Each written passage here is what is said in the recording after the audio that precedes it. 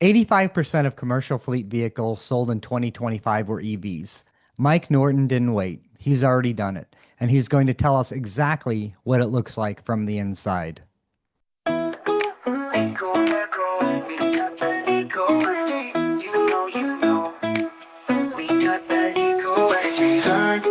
Eco energy. Let's go, go. Plug in eco energy. Oh. Eco, eco. Go that eco energy. You know. The commercial fleet world has quietly flipped. We wanted to find a real business owner who's already on the other side of that decision, and it turns out one of our customers just did it. Mike Norton from Chilled Solutions in Bolingbrook joins us today. Mike is Mike, you can help me out with this. You guys are a warehouser and delivery We're a service warehouse. for. We're a warehouse licensed with the Illinois Department of Revenue to provide service to wine and alcoholic beverage wholesalers who hold distributors license from the Illinois Liquor Control Commission. They deliver to Fantastic. the retail outlets all over the city and all over the state, including liquor stores, bars, restaurants, tour boats. Anybody who's got a retail liquor license is a customer who our customers have us deliver to each day. So we deliver to about 5,000 different locations in the Chicago metro area alone, Wow. serving a few dozen wholesale distributor license holders for the state of Illinois. We have over a million bottles of alcoholic beverages in our warehouse at any given time, and we move 12 to 15 truck shipments a day from our warehouse, primarily to the Chicago Metro, Illinois. Wow, that's pretty cool. And kind of take us back to when going electric became a real conversation for you, because you've switched over a decent amount of your like last mile delivery vans to electric. So when did that start piquing your interest as something you needed to do? Well, I came here with that expectation.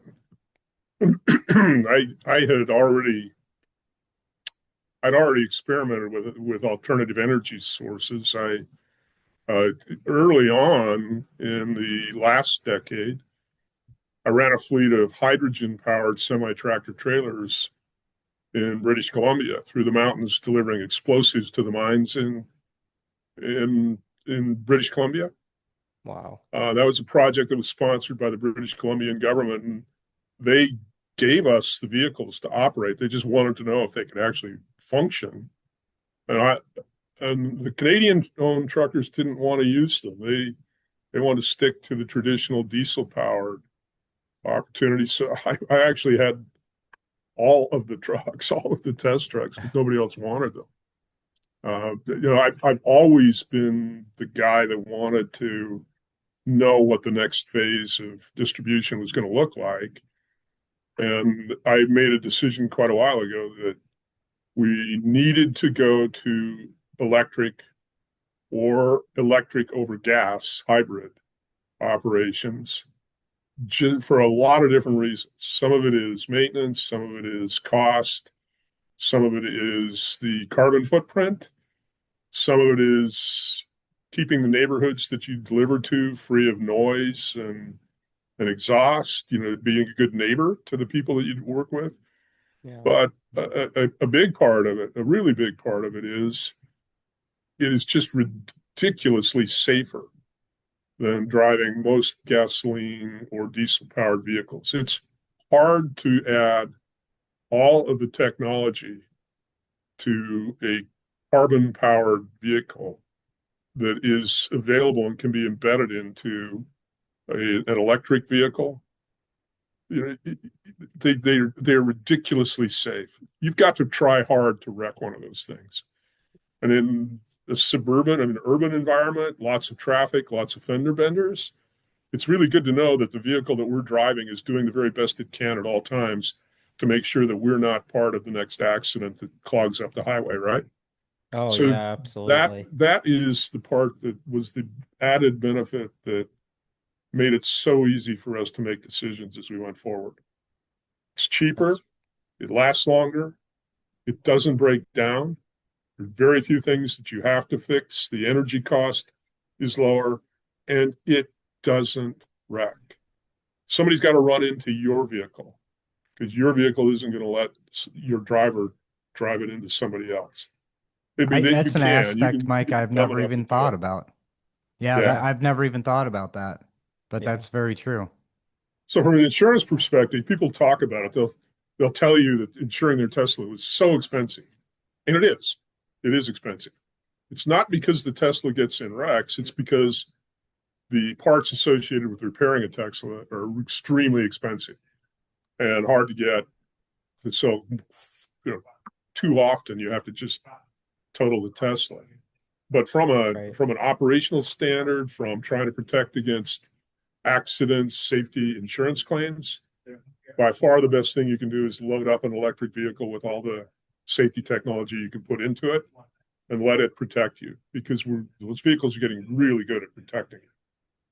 Yeah, that's so true. I mean, I've ridden in Teslas and even your truck, and the safety standards are way higher than pretty much any other vehicle I've ever been in. Yeah. A bit of a follow-up to that one. Were there people on your team or in your circle who pushed back on the idea of going Oh, electric? oh, hell yeah. Yeah. What did Yeah. that look I like? mean, most people do. I mean, it is not when the moment you get into an electric vehicle and look down at everything, all of your intuitive history is wasted. It starts differently. Everything functions a little bit differently. And I mean, it took me a while. First time I drove an electric vehicle, I struggled. I was frustrated. I couldn't figure out simple things. I want knobs and dials and switches and levers and handles, and they're gone, right? Yeah. Replaced with a touch screen in front of you, and I have fat fingers. I don't like the touch screen, but you get over it, and then you like it so much that you feel awful when you get back in a different car. Oh Yeah. Um, yeah. so for me, it was easy. I wanted to go drive the Bright Drops that we purchased. I insisted on picking them up myself. I couldn't wait to go drive them. Oh For my yeah. drivers, it wasn't easy, and not all of them liked it. But over time, it becomes really easy to like those vehicles. It takes time, but we don't have anybody that didn't change their mind after a few weeks. Yeah, I absolutely believe it, Yeah. having driven electric myself a little bit. That's really cool. I hadn't thought about the safety aspect nearly as much as the financial aspect and the carbon footprint aspect, but that makes so much sense to me. And I've seen your fleet. You got a pretty big fleet out there. How much of your fleet have you transitioned so far, and how did you decide to do a partial conversion rather than an all at once type of a thing?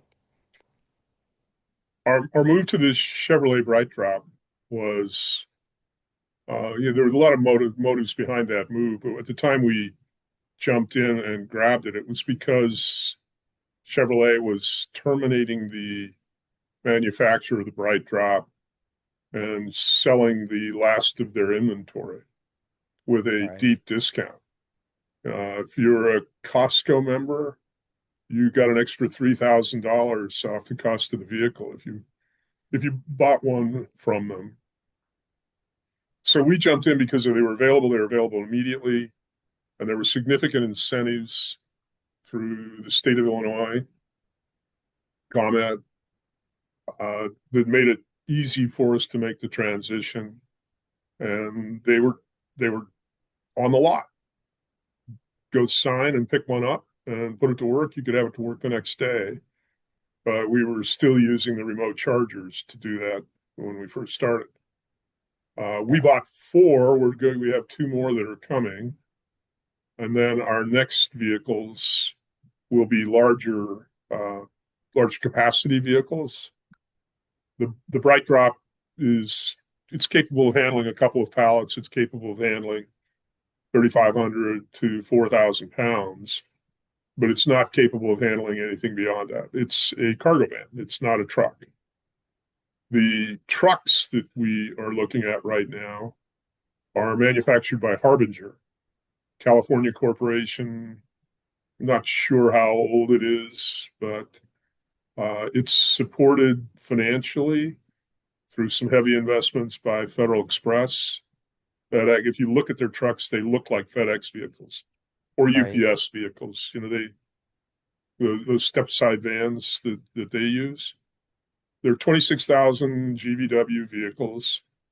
They have 220-mile radius in their all electric format and 500 plus mile radius in their hybrid format with an electric gasoline powered generator charging the electric motors that drive the vehicle. Those also have some tremendous incentives, federal, state, and the local utility. So it's actually a lot cheaper to just to buy one of those vehicles than it is to buy a comparably spec'd gasoline or diesel powered box truck with a refrigeration in it. It's significantly cheaper to buy. The old days, it was more expensive to buy an electric version. Yeah. Today, they're a fraction of what it costs to buy after the incentives, after the grants, the incentives, and the tax benefits. Yeah. And then I'm sure 30 to 50%, you're even 30 to saving fifty more money. percent off the list price with Mm. the great packages that this state has put together to Wow. support the conversion. Yeah, it's incredible. And then every time you fill it up, you're saving even more money as compared to a gas or diesel counterpart. And are those vehicles as well going to be coming back to the shop every night or the warehouse to charge up? They will. Yeah. They Yeah, won't so have to come back every night, but they will. Yeah. yeah, there's that Yeah. routine where you can continue to charge it at the warehouse and keep it up every time. It works so well. And I know you touched on this a little bit, but a little bit more specifics of what was the driver's reaction when you told them that they were going to be going electric? Resistance, excitement, somewhere in between. How did that go? Or the few guys that wanted to drive one just because it was, new experience, right? Right. And there were others who just couldn't believe that I was going to make them do that. But we've got great relationships with our drivers here. We we do a lot of things to make their lives better. Yeah. Um, you know, I come from a long family history of truckers. Um, it's just in my blood. It's never going to go away. I have a lot of respect for people who drive trucks for a living. I take care of them, and our guys get treated as well as any driver in this state. So when I bought those vehicles for them, brought the electric vehicles, they they trusted me. They didn't necessarily like it, but they trusted me because Yeah. we have that kind of relationship. Yeah, that makes sense. Was there any change of habits or special training required around the electric vans? Yeah, I mean the whole operating system is new.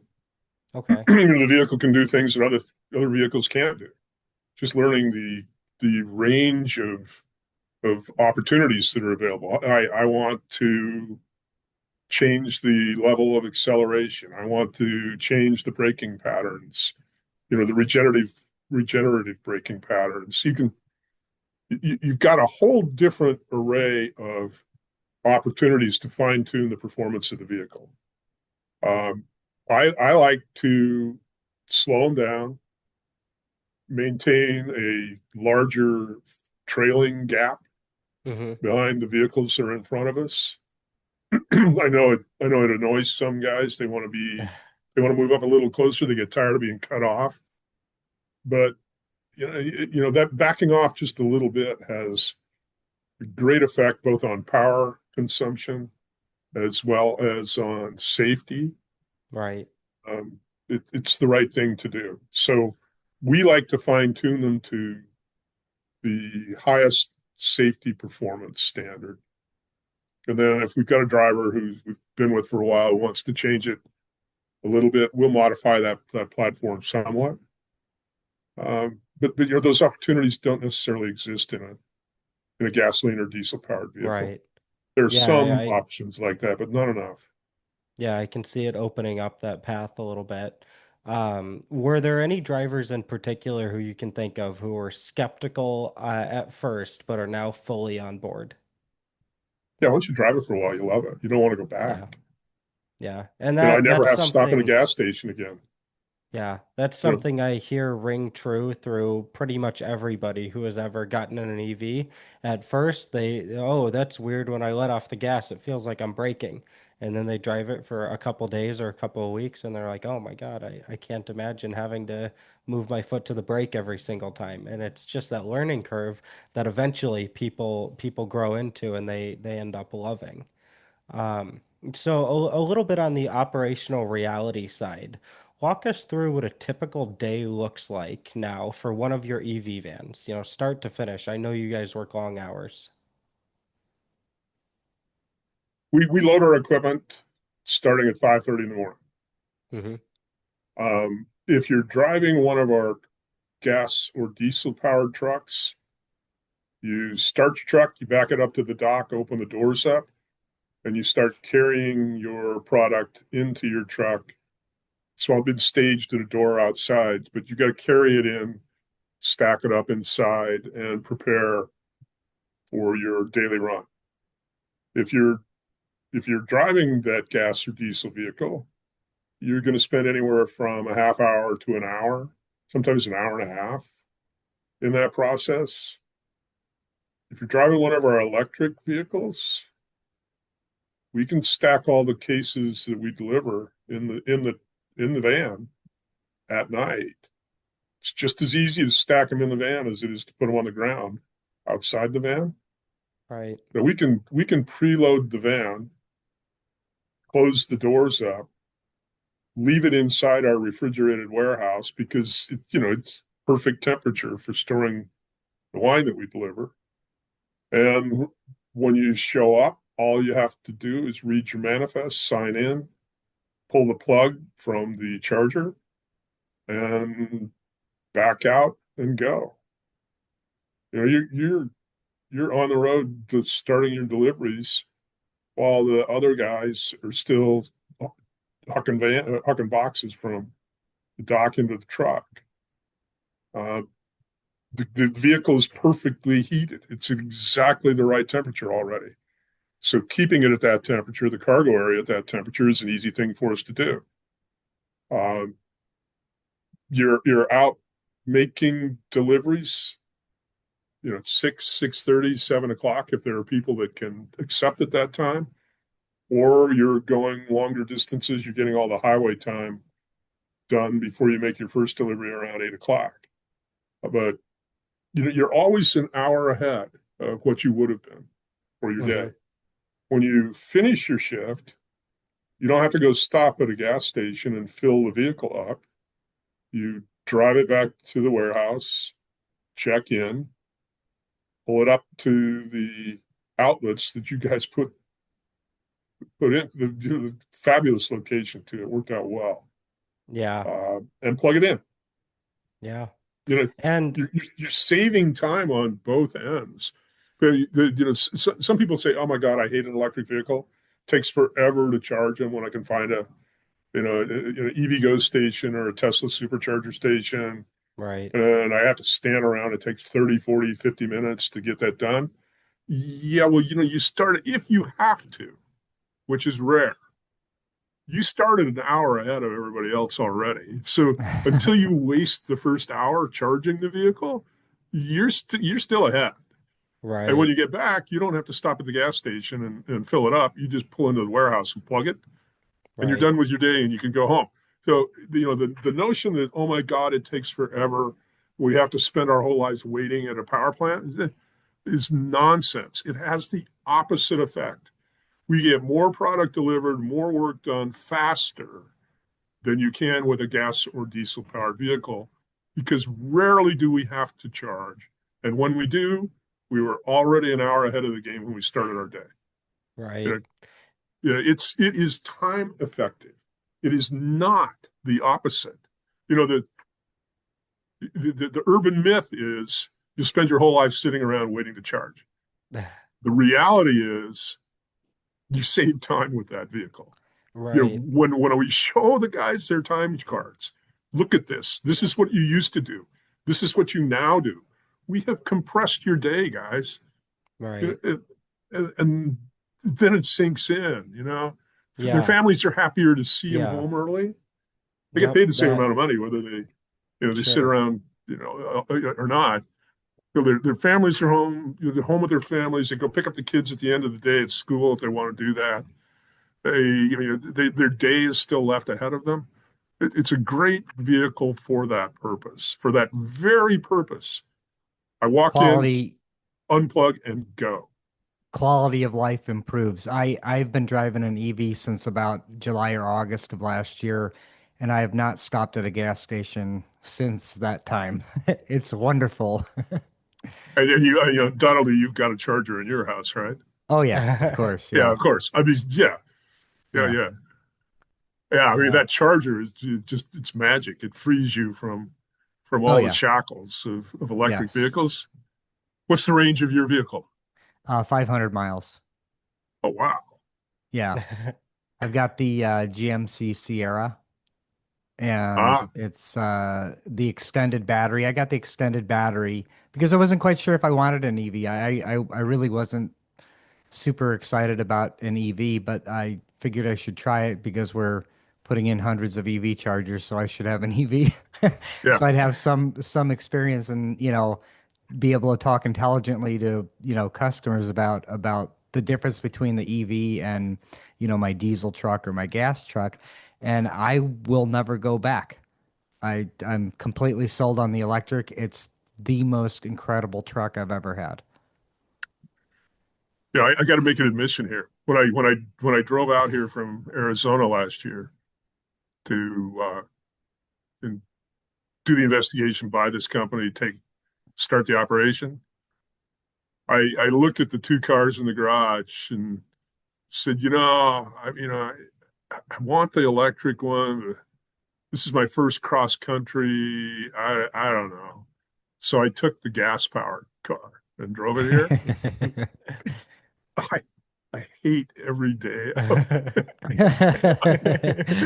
it's just like, what did I do that It for? it's such a smooth ride. You don't have that vibration of the motor, you don't have the noise, you don't have anything. It's a brilliant way to transport your body from one location to another.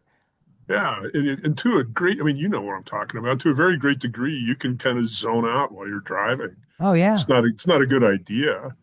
No, but it Uh, drives itself, so Actually, I think it does a better job than I do when I take the wheel. oh, it certainly does. Yeah. I'll wander I know. between the lanes, I'll look around. If I I take full control of the vehicle, it doesn't drive as safely no, as I if I just let agree. the car do it. I agree. Yeah. Yeah. How about the winters, Mike? The winters, have you experienced, well, you had them, your trucks now over the winter. Yeah. Have you noticed a significant decrease in range or performance at all? Yeah, that was one of the big questions when we got them. Yeah. One of the reasons we raced to get them when we did is we wanted to have them so we could test them during the worst of the winter. And we didn't have, y'all think this is was some bad winter this year, but after It really wasn't. Yeah. spending 8 years working in Alaska and Canada, I kind of laugh at you. This, this was sweater weather for me. So, we sent them out and pushed them as hard as we could, loaded them heavily, put them on trips, told the guys to, drive them as hard as you want to drive them, accelerate fast, don't worry about the charge. And we want to see what's the worst that will happen in the worst weather that we encounter. I expected it to be a 30 to 40% decline in range because that's my experience with electric vehicles in Arizona in the summer when Oh, yeah, the those heat. Hmm. skylights, those huge Yeah, skylights over the top of you, yeah, turn into baking dishes. yeah, Those things are nice in the winter, but in the summer they cook you. I mean, the yeah. Yeah. temperature of the glass in the roof of a Tesla in Arizona in the summer is 190 degrees, Oh my God. and it Yeah. doesn't get below that. That's with the air conditioning on inside. It's still 190 degrees. The glass is above your head. So the air conditioning is fighting constantly to try to cool the vehicle. And a Tesla will lose 30 to 35, sometimes 40% of its range because the air conditioning is fighting to keep the vehicle cool. Wow.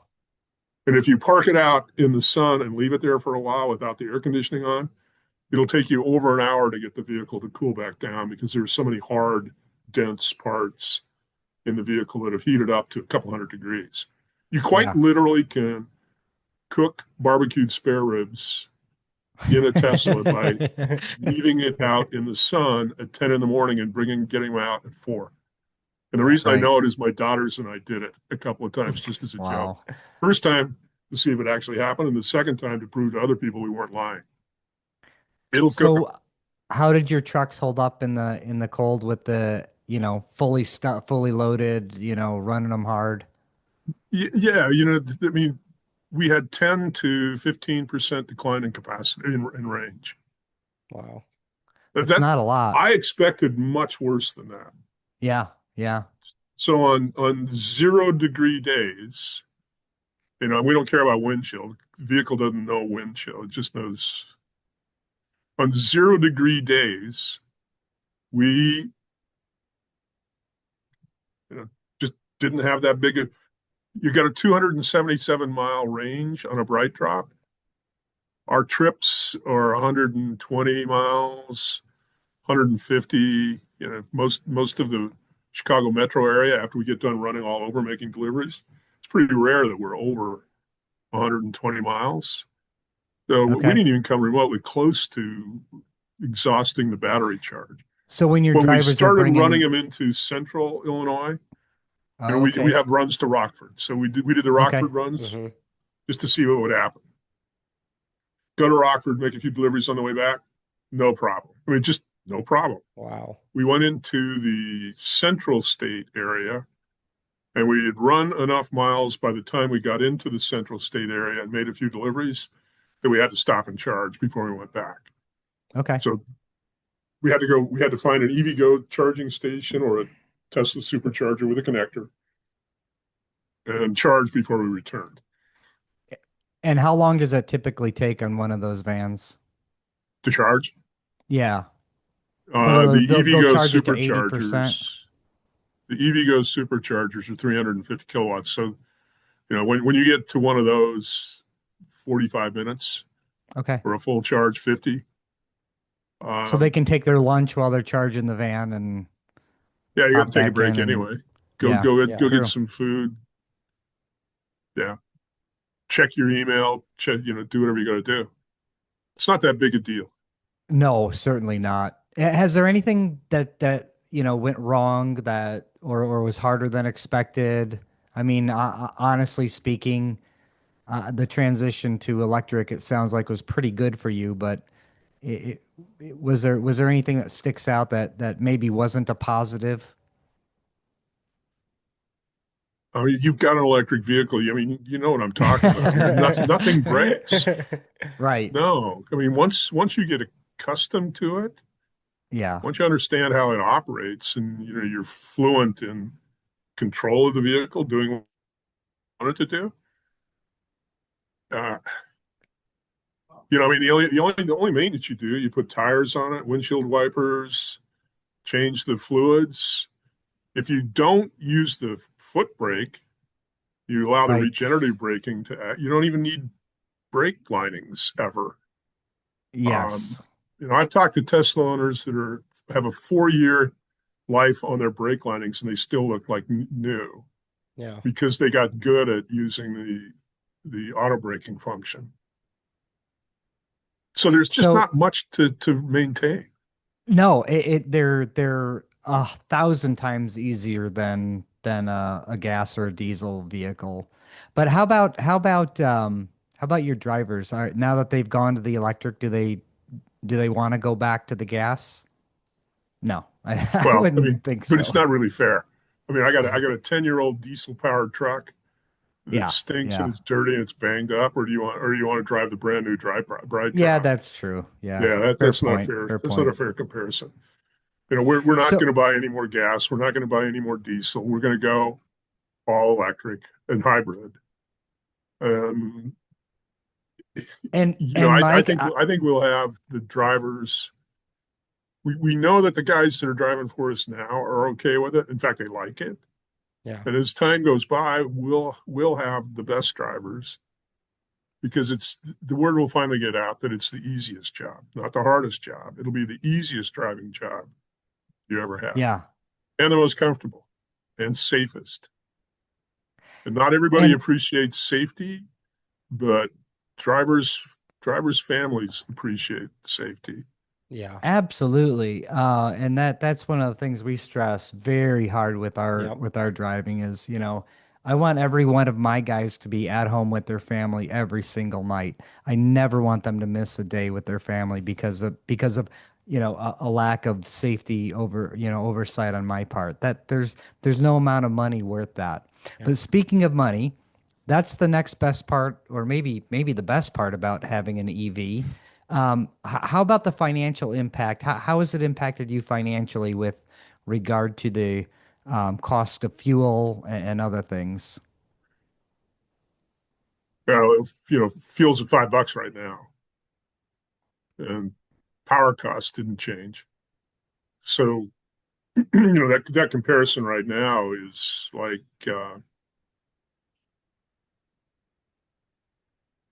we're probably we're probably 80% cheaper. Wow. It's incredible. The numbers are absolutely incredible. The difference between the cost of electricity to power your vehicle and the cost of gasoline to power your vehicle. It's not even. How much did your cost of electricity go up at your home when you started plugging in your pickup every night? I have a rough number from my wife, about $75 a month. And that's replacing about $600 in fuel a month. Yeah, I mean, and we're seeing the same. Yeah, That's why when I said, if I told you what I really think it is, I sound like I'm lying. I sound like I don't know what Right. I'm talking about. Yep. I think, uh, I think Conrad tried calculating it a little bit. What did you come up with? About $4,000 per. $4,000 a van per year Right. was the assumption, but that was using very conservative numbers. Yeah. So I was, And with the cost of fuel right now, it's probably even higher. oh yeah, that's true. I did the numbers back when fuel was 3.50 a gallon. I wasn't taking into account the $5 a gallon we're seeing right now. Yeah. yeah. Um, And to add on top of that, Mike, I know you're aware of the ComEd hourly um, pricing that they have, the hourly pricing program. I went on that when I started charging my truck, and I know you guys are on it now. And at night, I took a picture the other night when I got home, and it was actually minus 2.4 cents a kilowatt hour. So we were still paying for delivery, but ComEd was literally paying me to take their electricity. yep. Really? Yeah, Yeah. yeah, Really? it was a negative number. Yeah. Yeah, I've seen that a handful of times throughout the years that I've been looking on hourly pricing, and it happens because for whatever reason nobody was using electricity, and it's just like the oil was back in 2020, right? Yeah. When they were Yeah. literally like paying people or very, very cheap for a barrel of oil, and it's just the way that it is on Yeah. occasion. Well, on top of that, realize that all of our material handling equipment inside the warehouse is electric too. Right. So we got about 20 forklifts and pickers, uh, and the delivery vehicles all plugged in at night, uh, charging. You're plugged in at night off peak when charging is really cheap. Electricity is very cheap. So you're doing it the right way, Mike. I mean, honestly, if anybody's going to do it, um, yeah, that's the way to do it is use those level twos overnight. Um, Yeah. so any advice for other businesses that are looking at maybe transitioning their fleet over to EV? What would you recommend? I don't know why you wouldn't do it. I mean, I just truly don't know why you wouldn't do it. You know, Yeah, you can't park your gas powered vehicles inside your warehouse at night, no right. matter how, because they're combustible, and Hmm. you violate your lease, you violate your insurance policy. But you can bring your electric in and charge them. The vehicle it's protected from the elements. It's the right temperature. It's preloaded. I just have a hard time. I have a hard time thinking of anything that is a negative. You are using up revenue space for non-revenue producing functions. We can't Okay. perform warehouse functions in the spots where Where we the park trucks the are parked. vehicles. Yeah. So that's the only negative. When we calculate that into our equation, we haven't figured out how to do that yet. We've got some estimates, but that's the only negative. And um, I mean, the maintenance costs over time are going to go like this Oh yeah. Hmm. over time. You know, you get a 5-year-old truck that's over 150,000 miles, 200,000 miles, and the maintenance curve has gone almost vertical on you, Oh yeah. and your electric vehicle is still stuck down here in the Tires. Yep. it's Tires, like that's about all you're subterranean. I got to buying. buy new tires, Yep. right? I gotta buy new tires, Yeah. windshield wipers and tires. Yeah. And you put cabin air filters into. Yes. There's Right. also a 12-volt battery in most vehicles that operates the operating platform. It operates all the smart stuff Okay. in your car, and that battery can die also. So Okay. once every 2 years, you pull that battery out, throw it away, and put another one in. Easy. So a hundred So, dollars, $100 for that. yeah. Yeah. $30 for windshield wipers, and then it's just the tires. Yep. And tell us a little bit about setting up the charging infrastructure at your warehouse. What did that project prospect look like? How did that go? What was your experience?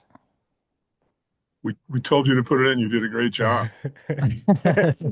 We tried not to overthink it, right? When you told us what Yeah. we should do, we looked, we said, yeah, that makes sense. And we got out of your way. I mean, I don't know how to do electrical contracting. I'm not gonna not gonna for a second tell you guys how to do it. You did a great job. We had a few follow-up touch-up things we needed to get done, and and it's great. It's great. Awesome. It's solid. You showed up when you said you were going to show up. You got done when you said you were going to be done. You took care of all the work that we had to do with Comet, and I couldn't have asked for anything cleaner. And I mean, we said yes, you did everything you said you were going to do, and we started plugging our vehicles in. I can't ask for anything better than that. You guys were great. Well, thank you. That means a lot. And now I know we put in 6 chargers at your warehouse. How did you decide on the number 6? What led to that? There's 3 posts. We put 2 plugs on each post. Basic math, We right? Yeah, we we Uh, we we said we could put 4 outlets on the post, and hmm. you could put 4 in a beehive around the post, but we didn't see any reason to do that yet. I'm not sure that it's the right thing to do anyway, and we can always Probably put in not. another panel and more outlets if we Yep. got to do it down the Yeah. road. Um, we will need to have room for 10, not too far from now, so we'll have you back out. Beyond the first 10, we're going to have to do some additional thinking. Either reconfigure the parking so that we can dense pack the vehicles in that area that we parked today, Right. or perhaps we have to go outside. I don't like the idea of going outside, but if we do, we do. Yeah. Right? Yeah, we can look at all that whenever you guys decide it's time. And you kind of alluded to this a little bit already, but what was your experience like overall working with Eco Energy on the install? How did it feel? The only thing that was a negative had nothing to do with you. It was getting the permits Oh so that we yeah. could go. Yep. And Bolingbrook once the took about a permits were month. approved, everything was as quick as promised and as efficient as it could have been. Perfect. Um, I never And walked Mike, outside to watch what was going on. I had a guy run back in and ask me a question once in a while, but otherwise, never even walked outside to see what you were doing. You were just got the job done, and yeah. it was good. That I can't ask for more than that. All right. Well, thank you. If a fellow business owner, one of your friends, called you tomorrow and said, "I'm thinking about doing what you did," who do I call first? What would you tell them?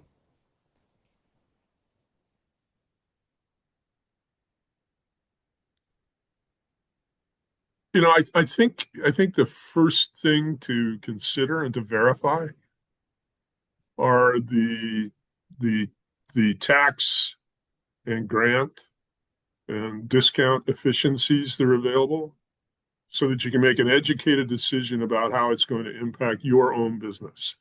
Yeah. Now, I would never give that advice to somebody else because I don't understand all these sophisticated elements of that equation.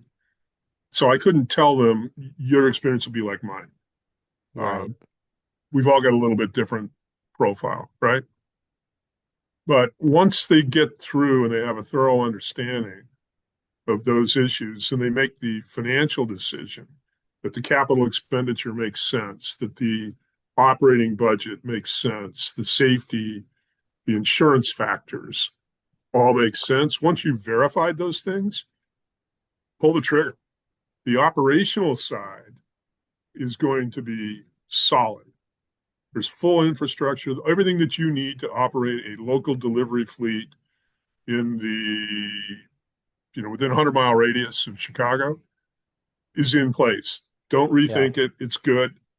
I mean, you test it just so that you're comfortable with it, but then Yeah. trust your judgment and go forward.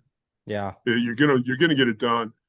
And the more we do it, the more all of us do it, especially as the vehicles become more self-driving, autonomous, Mm-hmm. safer the roads get.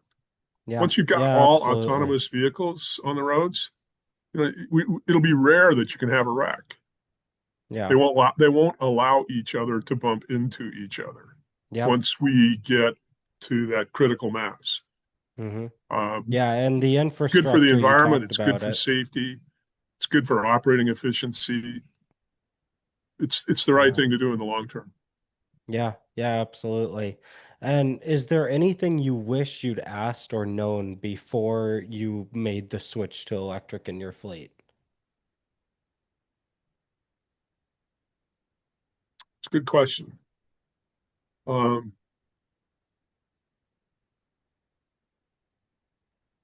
we went through a little stumbling with the, getting the right connectors, Mm-hmm. um, setting up the charging accounts when we weren't charging inside of our own warehouse. What did we have to do on the Yeah, road?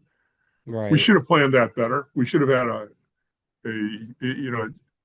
a simple operating manual and uh, you know, car. I mean, these are the places where you go charge. We should have given more hands-on instruction to our drivers before we sent them out because Okay. to a degree, we sent them out expecting them to figure out for themselves what they were going to do.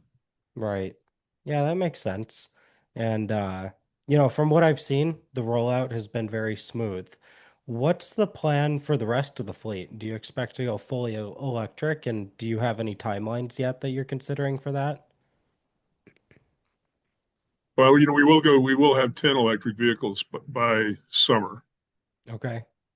Um, we have 10 gas and diesel powered vehicles that are uh, that are owned by uh, former drivers who bought the vehicles from us contract to us, Right. among others. They get to serve whoever they want to serve as long as they serve us first. Okay. Um, they get to make the decision on what they want to do with their truck. And I would like to see them. I talk to them all the time and tell them that they might like making money with a truck that had a really low payment on it, but they'll make more money if they try an electric vehicle. Yeah. I'd like to see them make the same decision, make the same investment that we did. Yeah. I know it'd be good for them. I Yeah, don't get to tell them. absolutely. I don't get to tell them what to do, No. Right. but I'd like to see them Mike, do it. that stat I gave you at the beginning of the call, 85% of commercial fleet vehicles sold in 2025 were EV. Does that surprise you? It does. Yeah. It What does. what do you think that says about where we're going? I'm shocked by that number. Yeah. Yeah. In what markets? The United States? The North United, America. yeah, North Yeah. America. Yeah. So, Mike, I was actually just at EVCS, which is the Electric Vehicle Charging Convention. It's the largest show for electric vehicle charging everything out there. And that was a number that was thrown out pretty widely at that show. And I've since done some research and made sure that that was true. And a lot of the big drivers of that are Amazon, FedEx, UPS, the gigantic Oh, fleets that yeah, are yeah, now yeah. going all electric, right? So the big people are doing it, and I know we talked about it on the show a little bit last week, Yeah. and Amazon isn't necessarily doing that because they want to save the environment, right? Amazon is doing that because that's a financial decision. And they're not concerned about rebates, about tax, about any of that. They're looking at the long term of where electric is going and making that decision, Well, just look at the front end, the very first right? transaction. I'm going to buy the Hmm. vehicle, right? I want to buy a 26,000 pound GVW vehicle. Okay. What do you think that vehicle costs with a diesel motor and a refrigeration unit on Oh, geez. I have no idea. 160,000. it? Yeah, it's a good estimate. Yeah. Yeah. And what do you think you can buy its electric counterpart for? I would imagine it would be maybe a little bit more, but not much. 20,000 more. You're going the wrong way. You're shaking your head. They're cheaper? Cheaper. Holy cow. Wow. Well, maybe that's why PG&E is going with electric bucket trucks and Right. electric. Yeah, so PG&E out of California, the power company in California, is transitioning their fleet, and they want to be 40% electric by 40%. 2030. Yep. Yeah, which means their bucket trucks, their big service trucks, all their entire fleet 40%. Right. That's So a you big you got jump. you got to this that's after you put all the credits and grants and Yeah. benefits incentives into the program. But when you get all done buying an electric delivery vehicle, especially a metro delivery vehicle, you you're going to pay 50 to 70% of what it costs for its gas or Wow. diesel power counterpart.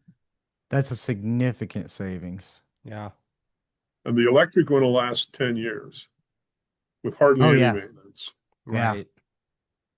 Tell me what the other one's going to do. The first step you make to buy the truck, it's already cheaper. Yeah. It's already cheaper. And Every we already day know after that maintenance. is cheaper, Yeah. significantly cheaper. Yeah. Amazon doesn't buy electric because, Jeff Bezos is trying to save the environment. Right. I, I was going to say something derogatory about it, but I won't. Yeah, Mike, I don't want to take up too much of your time. I yeah. really appreciate you being on with us today. It's been a pleasure hearing your side of the story, and I learned a few things. So thank you so much for joining us. Do me a favor. Don't accept anything that I said. You fire up your artificial intelligence chatbots Yeah. and get them to debate the issue. I like to get 4 or 5 different chatbots debating with each other. Ask them each to take a side of the argument and then watch it. It's pretty entertaining. Okay. I appreciate that, Mike. And Great to talk to you guys. Good to see you. thanks again for your time. So, if You you're a bet. Bye. business owner thinking about electrifying your fleet, the first call you make should be to your electrician, not the car dealer. The charging infrastructure is what makes or breaks the whole thing. Eco Energy designed and installed Mike's setup, and we're ready to do the same for you. So, appreciate you guys listening in today. Give us a call if you need anything. Talk soon. Bye, guys. Bye, Bye. Mike.